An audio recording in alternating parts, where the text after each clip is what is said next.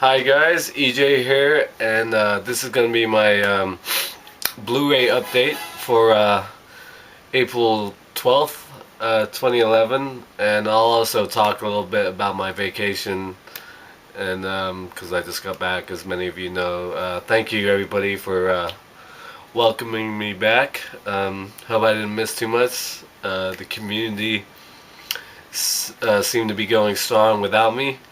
But yeah, I did want to talk a little bit about it, and that's the last time I'll mention it.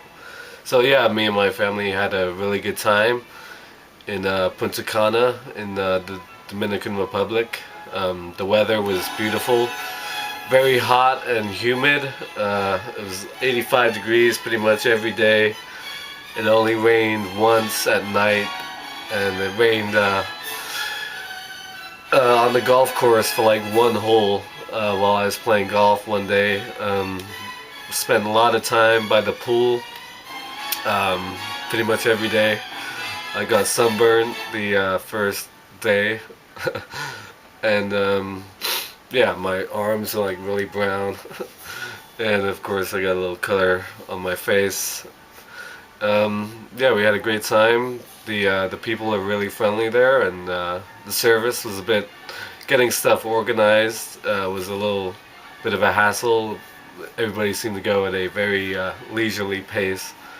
My sister kept on saying they don't care about your schedule. But we had a great time. Me and my sister went snorkeling one day, which was a lot of fun. And on the way back in the bus, there was a fight that we saw between a bunch of 18-year-old kids from America. Some kid left with like a black guy. I saw him getting off the bus after the police and security came, which was cool. But that was a long day. I played golf 2 days at two beautiful different courses, La Cana and Corrales.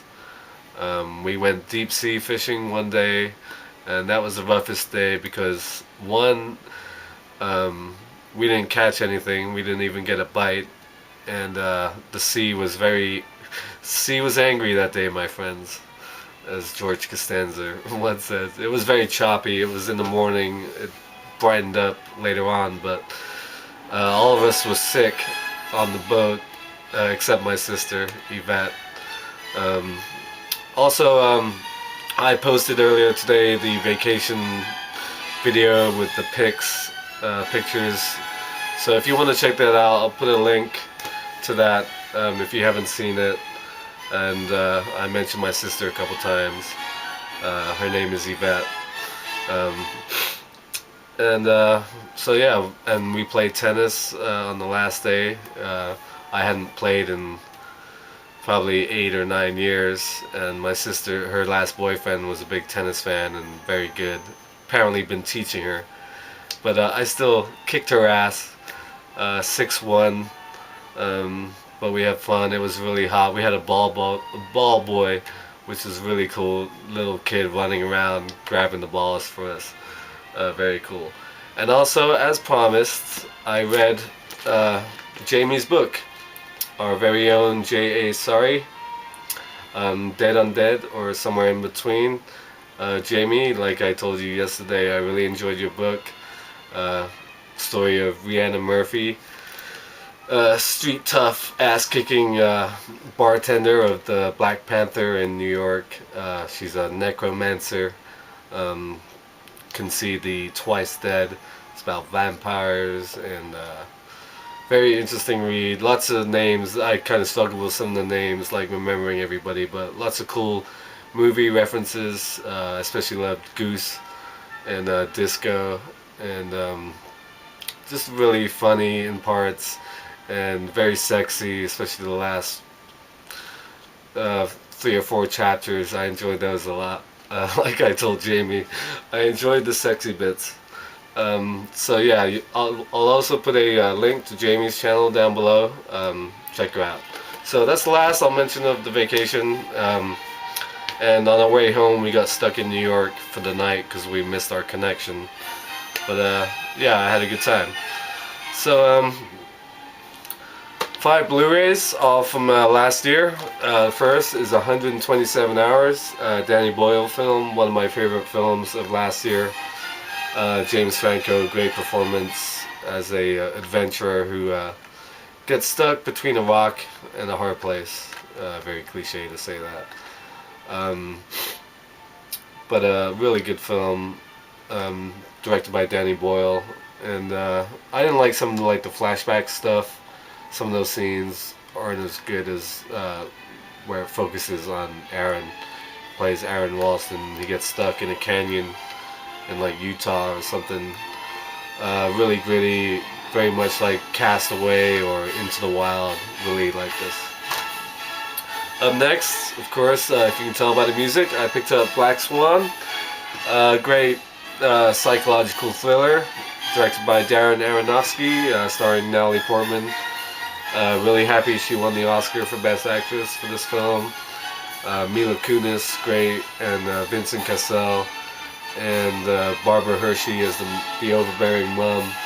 Great film about a dance company who are putting on Swan Lake, and Natalie Portman struggles with finding her dark side to play both the Black Swan and the White Swan Queen. Just amazing choreography and great performances. Really good film. Up next we have The Fighter, and I'm gonna have to replay this because I'm running out of time. And The Fighter, one of my favorite films of last year as well. Boston-based stories about a sort of undervalued prize fighter, Mickey Ward, played by Mark Wahlberg, and his crazy, overbearing family. Christian Bale, of course, amazing as his brother. Very happy he won the Oscar. I liked Amy Adams more than Melissa Leo, even though they're both great. But I liked Amy Adams better than Melissa Leo in this film. And of course, Melissa Leo won for Best Supporting Actress. And yeah, really good film.